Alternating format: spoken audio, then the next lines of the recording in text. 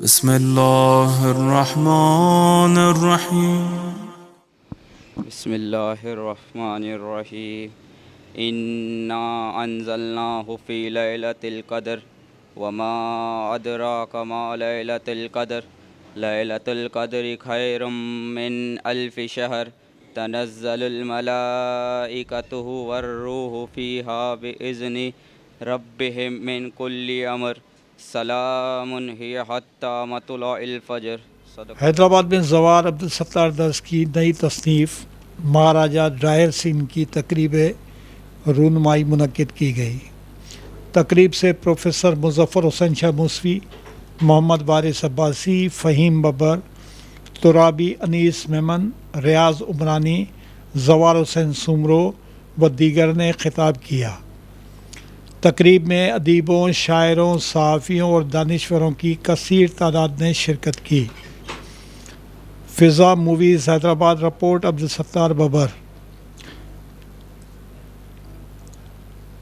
تقریب سے خطاب کرتے ہوئے مقررین نے کہا کہ جملہ غیر جانبدار اور مستند ترین تاریخی کتب میں یہ حقائق کئی مستند حوالوں سے موجود ہیں کہ سندھ میں اسلام 8 ہجری میں نہ صرف پہنچا بلکہ پھیل بھی چکا تھا.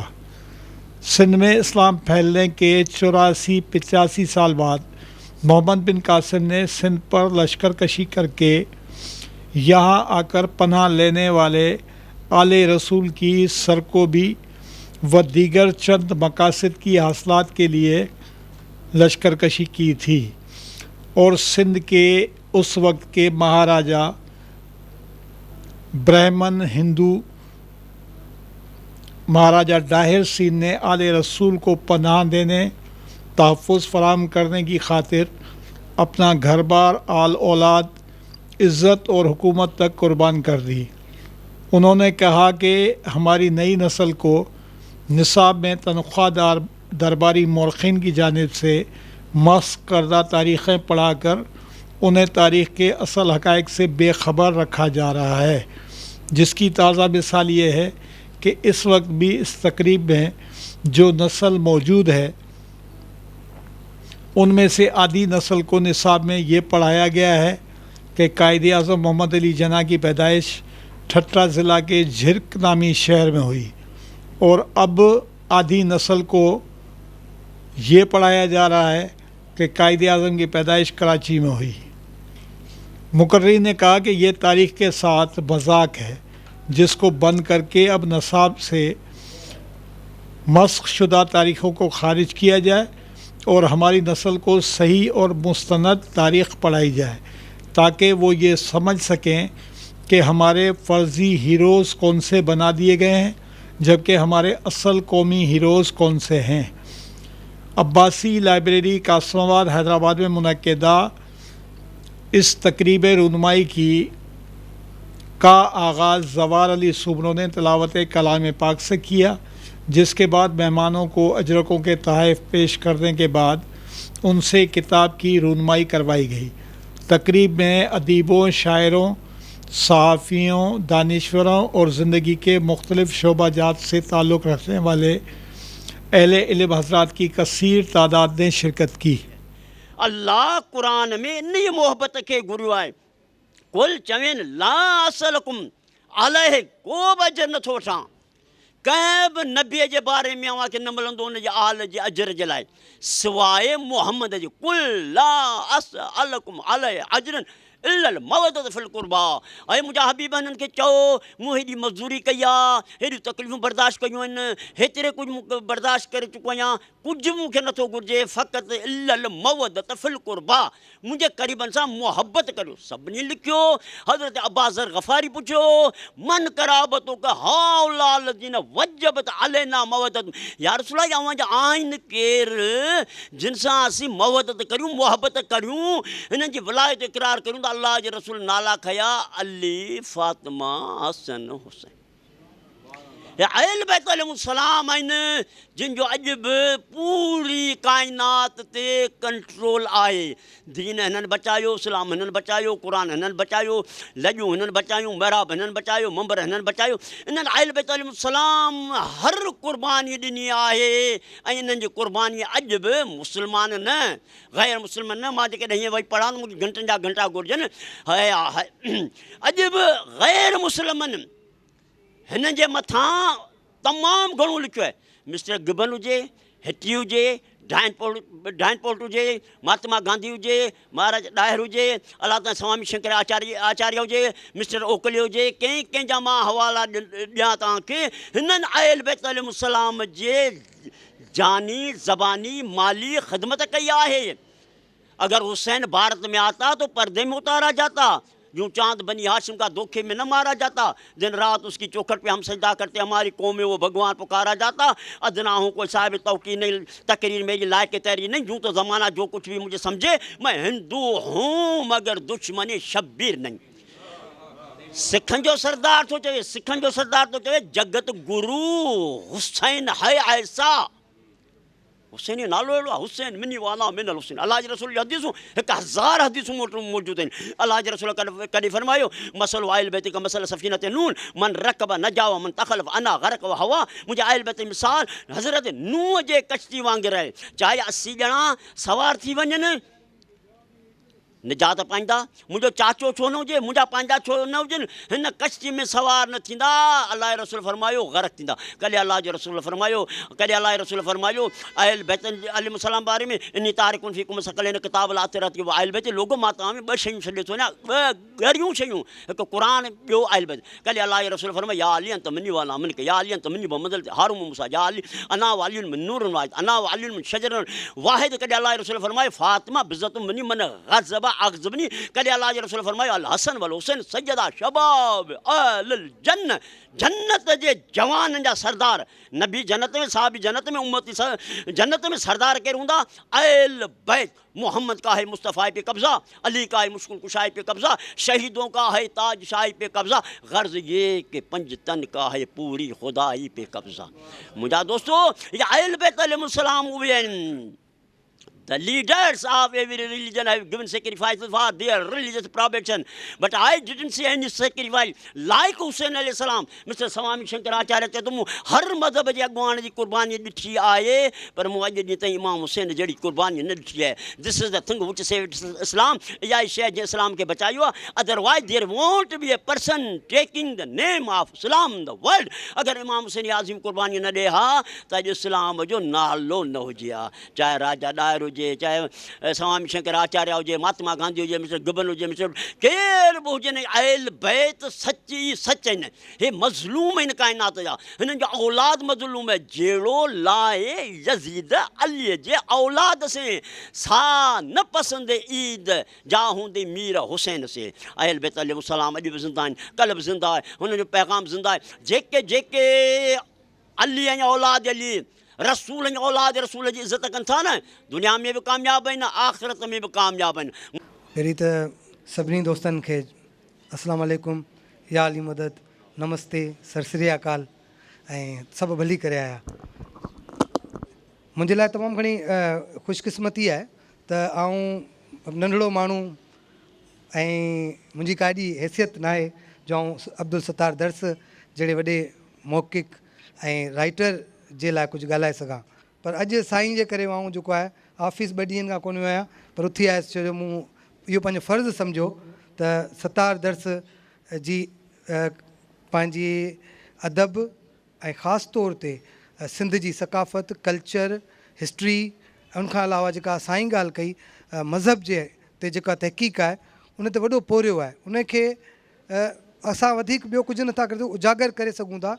उनखे उनजो उहो जेको हक़ु आहे उहो जूरो त शायदि हिन मुल्क में या सिंध में माण्हुनि खे नथो मिले, पर असां घटि में घटि उन सां गॾु वेही चंद घड़ियूं गुज़ारे उनजे इन जेको कमु आहे उनखे साराए सघूं था। छो जो जीअं साईं ॿुधायो त 171 किताब लिखण का सवली ॻाल्हि न आहे, छो जो किताब लिखण जे लाइ, हिकिड़े किताब लिखण जे लाइ 10 खां 20 खां कॾहिं कॾहिं 100 किताब बि पढ़णा पवंदा आहिनि।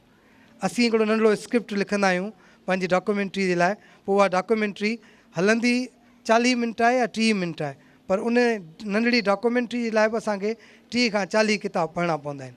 पर ज़वाहर सत्तार जा अक्सर किताब अहिड़ा आहिनि, अक्सर किताबनि में एतिरी महिनत एतिरी तहक़ीक़ थियल आहे जो उन्हनि मुख़्तलिफ़ किताबनि जी स्टडी करे उन्हनि खे जॾहिं कंपाइल करे पंहिंजी तहक़ीक़ में अचनि था, त पोइ मूं जहिड़ो माण्हू जॾहिं टीवी जे लाइ स्क्रिप्ट लिखंदो आहे त आउं बग़ैर कंहिं खुटके जे बग़ैर कंहिं डप जे साईं जे किताब जो हवालो ॾेई ऐं उनखे कॉपी करे उतां जेको आहे आउं स्क्रिप्ट खणी वेंदो आहियां।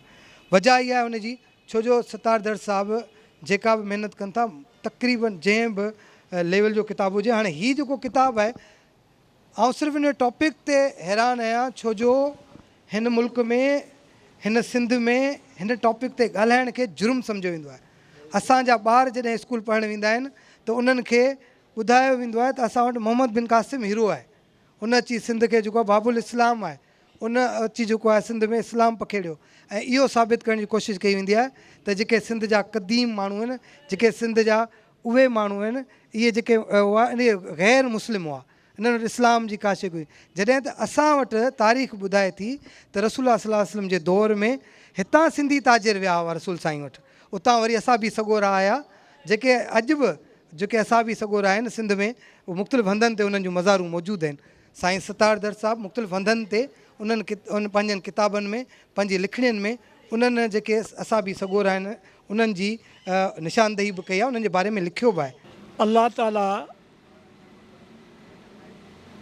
हर इंसान खे दीन फितरत ते पैदा कयो आहे, पोइ इहो तव्हां जहिड़नि ऐं मूं जहिड़नि परवरिश कंदड़नि जे मथां आहे त हुननि उन खे कहिड़ो बनाए छॾियो। जहिड़ी तरह अल्लाह ताला रबुल मुस्लिमीन न पर रबुल आलमीन आहे, अहिड़ी तरह हुन जो महबूब ख़ातमुल अंबिया हज़रत मोहम्मद मुस्तफ़ा सल्लल्लाहु अलैहि वसल्लम जिन रहमतुल मुस्लिमीन न आहिनि पर रहमतुल आलमीन आहिनि। जहिड़ी तरह पाण रहमतुल आलमीन आहिनि, बिल्कुलु अहिड़ी तरह संदन आल इमाम बरहक़ इमामुल मुस्लिमीन न पर इमामुल आलमीन आहिनि। जहिड़ी तरह इहो सिलसिलो आहे, तारीख़ जो सिलसिलो बि बिल्कुलु इन ई तरह आहे। तारीख़ कॾहिं बि हिंदू मुस्लिम सिख ईसाई या मुसलमान न हूंदी आहे। तारीख़ लिखी वेंदी आहे, परखी वेंदी आहे इंसानी इक़दारनि जे बुनियाद ते। अगरि असीं मुसलमान बणिजी फ़ैसिलो करणु वेहूं त पोइ असीं करबला वारे कोस जो फ़ैसिलो बि नथा करे सघूं। इन करे जो करबला में जेके 2 लश्कर मौजूदु आहिनि, 2 हाजी आहिनि, 2 नमाज़ी आहिनि, लिहाज़ा तारीख़ जो फ़ैसिलो इन शइ ते मुनसर थींदो त इंसानी इक़दार कहिड़े पासे आहिनि। त तारीख़ लिखण जे वक़्तु बि इहे ई शयूं साम्हूं रखी वेंदियूं आहिनि त तारीख़ में इंसानी इक़दार जेके आहिनि उहे सभिनी खां बुलंद तर रखिया वेंदा आहिनि। तारीख़ लिखण वारनि में हिकिड़ा उहे आहिनि जेके फ़तवा फ़रोश मुला सजनि था, हिकिड़ा उहे आहिनि जेके दरबारुनि जा पघारदार आहिनि, जेके दरबारुनि जे इशारनि ते लिखनि था। उनखे हिकु तसनीफ़ करार ॾेई सघिजे थो, पर उनखे तारीख़ करार नथो ॾेई सघिजे। तारीख़ में हिकु तबिको अहिड़ो बि आहे जेको ग़ैर जानिबदार आहे, जेको हर मज़हब ऐं मसलक खां आजो थी करे इंसानी इक़दारनि इंसानी उसूलनि खे साम्हूं रखी तारीख़ लिखे थो। ऐं दुनिया जो बैन अल-अक़वामी तरीक़ेकार इहो ई आहे त उन ई तारीख़ खे तस्लीम कयो वेंदो जेका इंसानी इक़दारनि तहत लिखी वई हूंदी। तारीख़ जो गहराईअ सां अगरि मुतालियो कजे, हिन तसनीफ़ में मूं पंहिंजे रेफरेंस में 112 खां मथे किताब रखिया आहिनि, जिन मां घटि में घटि 55 खां 60 किताबूं मुकमिल तौर ते पढ़िया आहिनि, जिन में तमामु वॾा वॾा नाला मौजूदु आहिनि। पहिरीं ॻाल्हि त असांजे फ़तवा फ़रोश मुल्ला आहिनि ऐं दरबारी मोरखीन नूह चोटीअ जो ज़ोर लॻाए इहो साबित करण जी कोशिशि कई आहे त सिंध खे बाबुल इस्लाम मोहम्मद बिन क़ासिम अची ठाहियो। मोहम्मद बिन क़ासिम हिकु मोमिन हो ऐं राजा ॾाहिर हिकु ज़ालिम जाबिर ऐं काफ़िर हो। पर हिकु ॻाल्हि आउं वाज़े कंदो हलां त असां वटि ॿ गुरू आहिनि, हिकु दरवेशनि जो गुरू, हिकु फ़तवा फ़रोश मुल्लनि जो ऐं दरबारी मोरखनि जो गुरू। असां घटि में घटि फ़ख़्री अंदाज़ में छातीअ ते हथणी या दावा करे सघूं था त असांजो तालुक़ु दरवेशनि जे तबिके सां आहे ऐं असां जेको बि चवंदासीं उहो हक़ ऐं सच चवंदासीं। अलाह ताला क़ुर हकीम में पंहिंजे हबीब खे इहो हुकुम ॾिनो त ए रसूल फ़रमाए छॾ त आउं तव्हांखां हिन रिसालत जो को बि अजर तलब नथो करियां सवाइ इन जे जो मुंहिंजे क़ुरबा सां मवदत रखो। इन खे ई लतीफ़ सरकार हिन लफ़्ज़नि में बयानु कयो आहे त जेही जा तेही तब बानी ॿारो चंजी हुजत हो त पुनोसी मूं कमीणीअ कई विसारे वेही तिन केचिन खे कीअं रहां। दीन जा बुनियादी उसूल ॿ ॿुधाया विया आहिनि। हिकु ला इकराह फी दीन, दीन में कंहिं बि क़िस्म जी का बि ज़बरदस्ती न आहे ऐं ॿियो त रसूल जे क़ुरबा सां मवदत रखो। दीन जा इहे ॿ बुनियादी उसूल ॿुधाया विया आहिनि ऐं असीं अल्हम्दुलिल्लाह इन्हनि ॿिन्ही उसूलनि जा पैरोकार आहियूं। इस्लाम रवादारी, सचाई, इंसाफ़ जो दीन आहे ऐं जॾहिं दीन इस्लाम आयो त हुन मुआशिरे मां जागीरदारनि, ग़ुलामनि, ॻोरनि, कारनि सभिनी जे विच में मौजूदु जेके तफ़र्क़ हुआ, फ़र्क़ हुआ, उहे मिटाए छॾिया। जंहिंमां इहो साबित थिए थो दीन बराबरीअ वारो दीन आहे असांजो। हर इंसान खे बराबरीअ जे बुनियाद ते हिन दीन में हक़ ॾिना विया आहिनि ऐं अगरि असां कंहिंखे तलवार जे ज़ोर ते मुस्लमान करण जी कोशिशि करियूं था त दीन उनखे जाइज़ करार नथो ॾे। जंहिं दौर में सिंध ते मोहम्मद बिन क़ासिम जे लश्कर चढ़ाई कई आहे उन दौर जी हालतुनि ते आउं पोइ थो अचां। पहिरीं तारीख़ मां हिकिड़ी शइ वाज़े कंदो हलां त इदारा दारुल मुसलिफ़ीन भारत जे चोटीअ जे मोरखीन ऐं तारीख़दाननि काज़ी मुबारक अतरपुरी, सैयद सलमान नदवी, सैयद अबूल ज़फ़र नदवी, सिंध जे मोरखीन हबीबुल्ला सिद्दीकी, मौलाना ग़ुलाम मोहम्मद गिरामी, इन्हनि जूं तसनीफ़ात मौजूदु आहिनि जिन में उहे वाज़े तौर ते दलीलनि सां इहा शइ लिखनि पिया त सिंध में इस्लाम 8 हिजरी में हुज़ूर जिन जी दुनियावी हयात में ई अची चुको।